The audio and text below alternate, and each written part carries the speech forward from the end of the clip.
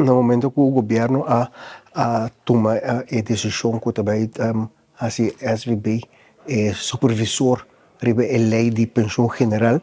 a bem diálogo social chiquito junto com o dono do trabalho sindicato e também com a companhia de seguro então caminhamos cana a identificar tem espaço de lei para melhorar e para ser melhor compreendível e também para fortificar certos direitos do trabalhador.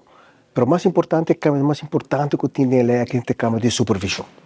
2011 ela entra na vigor, uns 5 anos depois, mas ainda não logra chegar a regra de supervisão. Então, abbiamo uma discussão na caminho, mas finalmente escolhe que o SVB também é supervisor da lei, mas se cambia a lei para dar a SVB autoridade e também para fazer intercâmbio de informação entre companhias de seguro e SVB, para que a SVB possa controlar que que todo trabalhador do setor privado na Aruba está cobrindo para a lei de seguro, para a lei de pensão general.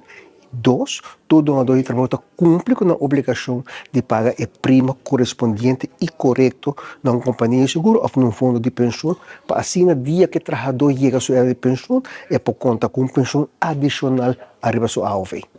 Tanto companhia de seguro, sindicato, donador de trabalho, mira a importância de supervisor